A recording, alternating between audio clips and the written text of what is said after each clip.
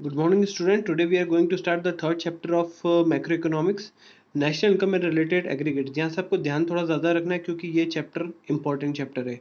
Okay, तो हम इसको कवर करने की कोशिश करेंगे। अब से स्टार्ट करते हैं इसको। नाउ नेशनल इनकम क्या चीज़ होती है और रिलेटेड एग्रीगेट क्या होता है। नेशनल इनकम को हम पहले डिस्कस करेंगे और रिलेटेड एग्रीगेट्स मतलब एक समेशन, एक टोटल। क्योंकि देखो नेशनल इनकम जब निकालनी रहती है तो हम वहाँ पे टोटल लगाते हैं, पर किन चीज़ों की वो अपन डिस्कस करते हैं। नेशनल इनकम क्या है? It is the sum total of factor income earned by the normal resident of the country in any accounting year.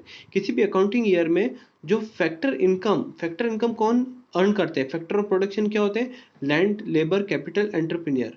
हम हाउस होल्ड वाले क्या है, किस चीज़ को ओनर है? लैंड हमारी है, लेबर है हमारे पास में, हम किसी कंपनी में जाके एम्प्लॉय काम करते हैं, कैपिटल देते हैं तो इस पे हमको रिवॉर्ड्स मिलते हैं, एंटरप्रेन्योरशिप स्किल्स देते हैं तो उस पे बदले हमको क्या मिलता है? लैंड पे मिलता है रेंट, लेबर पे आपको सैलरी और वेजेस मिलते हैं। ओके, लेबर यानी मेहनत करना।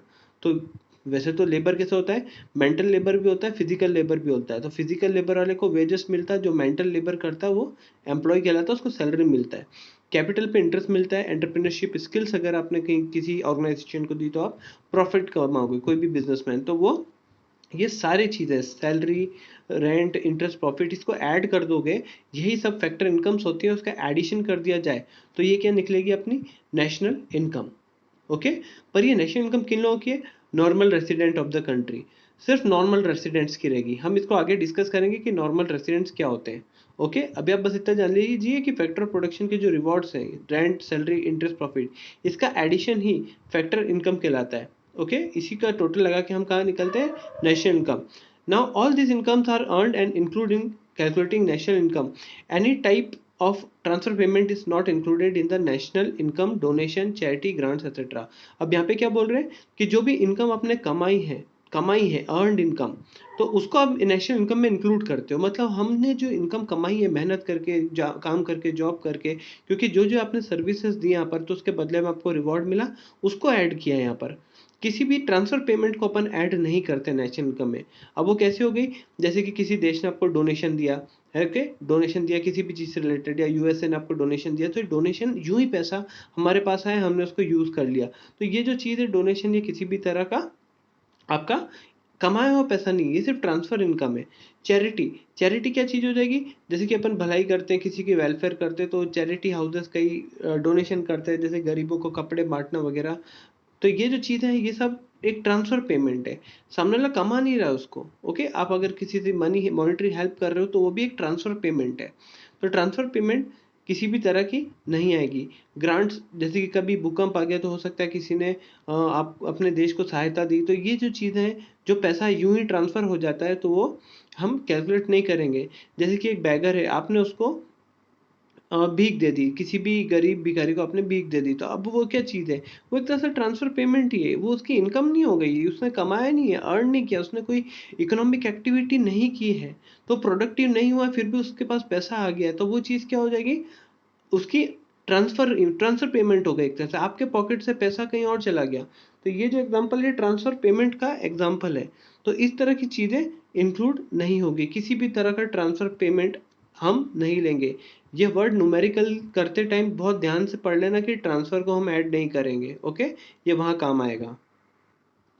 ओके, तो हमने क्या देखा कि जो भी फैक्टर इनकम है, जो कि देश के normal resident of India, India के जो भी नॉर्मल रेसिडेंट हैं वो लोग कमा रहे हैं, तो वो इनकम का जो फैक्टर इनकम का जो टोटल है वो ही नेशनल इनकम होगा। तो पहले तो ये जानना पड़ेगा कि नॉर्मल रेसिडेंट ऑफ इंडिया है कौन। ओके, तो अपन इसकी कंडीशंस हैं। तो कंडीशंस क्या है इसकी? नॉर्मल रेसिडेंट्स की कंडीशंस क्या है? The normal resident conditions are, first point कौन सा है? Who ordinary reside in the country for more than 1 year though he may not be a citizen of India. अब यहाँ पे क्या बोल रहा है? कोई भी ऐसा व्यक्ति जो कि इंडिया के अंदर रह रहा है फॉर मोर देन 1 ईयर, जैसे कि हम सबको रहते हुए यहाँ पे 1 साल से ज्यादा हो ही गया है, तो हम क्या हो गए? यहाँ पे नॉर्मल रेसिडेंट ऑफ इंडिया हो गए। अब ये आगे जो लाइन मैंने लिखी है, though he may not be a citizen of India, तो ये जो बात मैंने लिखी है उन लोगों के लिए लिखी है जैसे कि कोई जैपनीज है, जैपनीज इंडिया में आया और वहाँ पे रहते हुए उसको बहुत टाइम हो गया। अब वो मान लो वो स्टूडेंट है, वहाँ पे पढ़ाई करने आया है, तो पढ़ाई करते करते उसको बहुत टाइम हो गया, उसको यहाँ पे 1 साल से ज़्यादा बीत गया, तो अब वो चीज़ देखा जाए तो वो चीज़ क्या हो गया कि वो एक नॉर्मल रेसिडेंट की तरह ट्रीट किया जाएगा उसको, तो ये नॉर्मल रेसिडेंट ऑफ इंडिया कहलाएगा। बट उसमें यहाँ पर ये कंडीशन भी देखना चाहिए कि वो सिटीजन नहीं हो सकता। वो सिटीजन क्यों नहीं हो सकता? क्योंकि उसने सिटीजनशिप के लिए अप्लाई नहीं किया है, तो सिटीजन वो जापान का ही कहलाएगा। जरूरी नहीं कि स्टूडेंट हो, कोई भी ऐसा व्यक्ति हो सकता है किसी भी रीजन से यहाँ पे इंडिया में रह गया हो 1 साल से ज्यादा, तो जो भी 1 साल से ज्यादा रह गया तो वो क्या कहलाएगा? Normal resident of India. ठीक है, और अब वो जो है वो सिटीजन किधर का? जापान का। तो सिटीजनशिप और रेसिडेंटशिप ये दोनों अलग अलग कंसेप्ट है। सिटीजन क्या होता है? सिटीजन ऐसा है कि अगर आप जिस जगह पैदा हुए, जैसे कि हम इंडिया में बॉर्न हुए, तो हम इस देश के बाय बर्थ सिटीजन कहलाएंगे।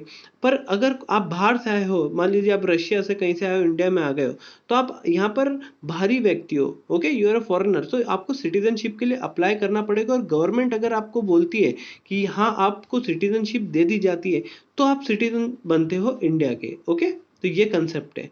तो ऐसा हो सकता है at a point of time कि कोई व्यक्ति रेसिडेंट भी है अपने इंडिया का और सिटीजन है किसी दूसरे कंट्री का। ये सिर्फ एक एग्जाम्पल के तौर पे मैंने आपको बताया, है ना? तो ऐसा हो सकता है कि एट अ टाइम कोई भी व्यक्ति सिटीजन भी हो सकता है और इंडिया का नॉर्मल रेसिडेंट भी हो सकता है। सेकंड पॉइंट रहेगा that person must have economic interest in the country, which means he must perform his economic activity such as consumption, production, investment in that country। Second चीज क्या है कि वो व्यक्ति का, जो भी व्यक्ति, उसका इकोनॉमिक इंटरेस्ट अपने देश में होना चाहिए। मतलब कि वहाँ पे जो भी खाना पीना है, खरीदना है, उसको कपड़े खर्चा करना है, एक्सपेंडिचर करना है, प्रोडक्शन, इन्वेस्टमेंट, जो भी जमीन जायदाद जो भी उसको खरीदना, वो हमारे देश में रहकर करे।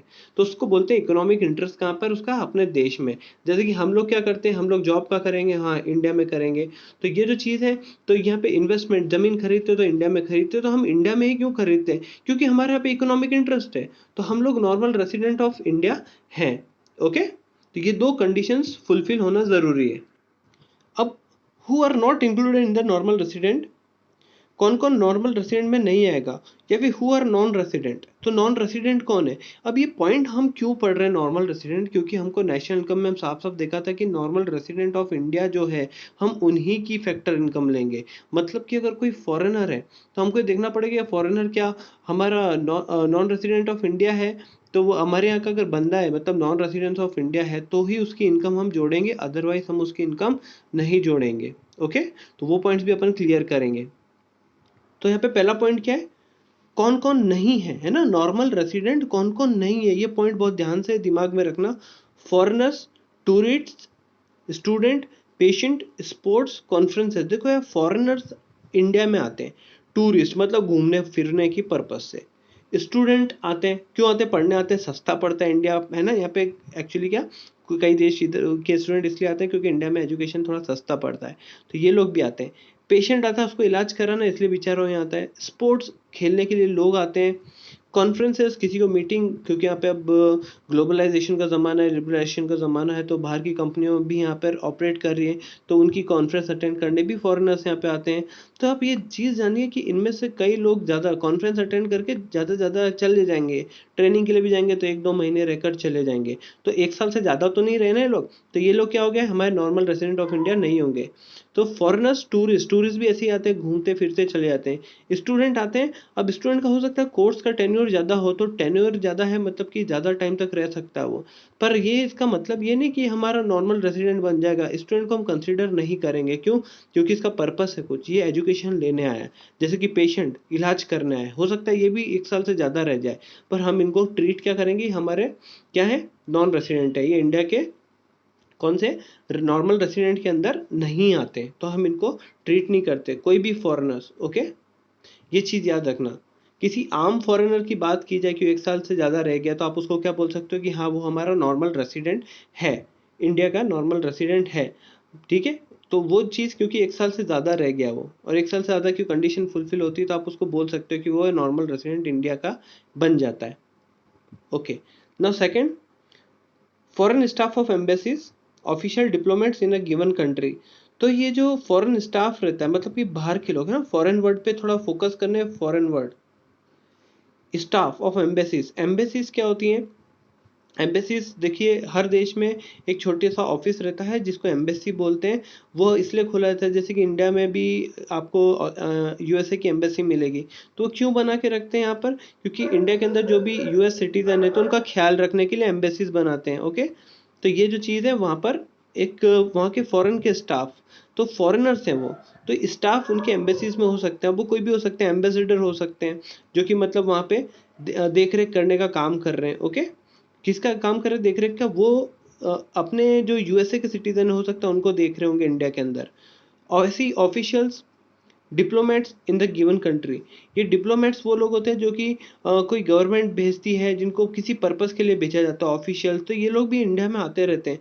तो ये आते ही नॉर्मल रेसिडेंट ऑफ इंडिया नहीं बन जाएंगे। देखिए आप ये जानिए कि ये लोग कैसा है, इनको लात मार के भेजा गया है, they are just simply kicked out, उनको किक आउट करके भेजा गया। आप ये याद रखिए, ये इनका पर्पस है ही नहीं अपने यहाँ पे आने का, ये तो सिर्फ घूमने फिरने एंजॉय करने के पर्पस से है। कुछ स्टूडेंट पढ़ाई करना है, इसको यहाँ पे अपना इलाज करवाना है, तो इनको एक किक आउट कोटा के थ्रू ये लोग यहाँ पर आए, जो कि वापस चल जाएंगे। इनका इंडिया में कोई ऐसा इकोनॉमिक इंटरेस्ट नहीं है। तो इकोनॉमिक इंटरेस्ट फॉरेन स्टाफ वालों का भी नहीं है, उनको कोई मतलब नहीं, वो तो अपने देश के लोगों का यहाँ पर हित देखने आए। Okay, they just simply taking care of their countries citizen in India, residing in India, जो इंडिया में रह रहे हैं ना उनका देखने के लिए आए। तो ये लोग भी नहीं आते हैं। पॉइंट्स में याद रखना है, फॉरेनर्स वाला पॉइंट, ये अपन जनरली ट्रीट नहीं करते इनको। ओके, अपन इनको नहीं मानेंगे, हमारे रेसिडेंट नहीं है। खास करके जब स्टूडेंट, पेशेंट या टूरिस्ट इस तरह के पॉइंट आपके आएंगे, will see in the examples. Next point, international organisation like UNO, WHO, United Nation Organisation, World health Organisation, ये इंटरनेशनल ऑर्गेनाइजेशन है।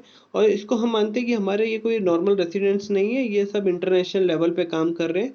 तो ये इनको हम हमारे नॉर्मल रेसिडेंट नहीं मानेंगे। ओके, किसी भी इंटरनेशनल ऑर्गेनाइजेशन को आप अपना नॉर्मल रेसिडेंट नहीं मानते हो, so they are not considered as normal resident. International organisation है ना। उसके बाद फोर्थ पॉइंट रहेगा, एम्प्लॉयज ऑफ इंटरनेशनल ऑर्गेनाइजेशन, मतलब कि वो लोग एम्प्लॉयज, जैसे कि यूएनओ में कोई काम कर रहा है, employees of international organisation are considered as resident of those country to which they belong. ये पॉइंट बहुत ध्यान से रखना कि यहाँ पे इस एम्प्लॉय जो यहाँ पर काम कर रहा है यूएनओ में, तो वो कहाँ का रेसिडेंट माना जाएगा, जो जो भी वो, जैसे कि अगर कोई अमेरिकन है, कोई यूएनओ में काम कर रहा है, ध्यान से सुना, कोई अमेरिकन है यूएनओ में काम कर रहा है, कोई पूछे कि वो बताइए कि वो कहाँ का नॉर्मल रेसिडेंट माना जाएगा, तो अपन देखेंगे उस यूएनओ को, कौन है वहाँ पे काम कर रहा है, अमेरिकन, तो अपन बोलेंगे भाई आप अपने देश के रेसिडेंट हो, आप इंडिया के रेसिडेंट नहीं हो। अगर ये यहाँ पर है तो भी हम देखेंगे उस व्यक्ति को। Okay, we look at that person कि वो हमारे यहाँ का है कि नहीं है। अगर इंडिया का व्यक्ति और वो काम कर रहा है यहाँ पे, तो हम बोलेंगे हाँ ठीक है, तुम हमारे रेसिडेंट हो, तुम तो इंडियन हो, तो हम उसको हमारे यहाँ का मान लेंगे। तो ये जो भी यहाँ पे काम कर रहा है एम्प्लॉय, तो वो जिस देश का है ना, उसी देश का उसको मान लेंगे कि तुम उसी देश के रेसिडेंट हो। ओके, फिफ्थ है crew members of vessel ships. Vessel ships को बोलते हैं, तो उसके क्रू मेंबर्स ये लोग, तो बेसिकली ये लोग जो क्रू मेंबर्स रहते हैं वेसल शिप्स पे जो जाते हैं, इसको हम हमारे नॉर्मल रेसिडेंट्स नहीं मानते हैं। ओके, ये आते जाते रहते हैं एक कंट्री से दूसरी, कोई दूसरे देश से यहाँ पर आया तो शिप वेसल्स पे काम करने, तो कुछ टाइम तक रहेंगे और चले जाएंगे, तो ये लोग हमारे नॉर्मल रेसिडेंट्स नहीं होते हैं।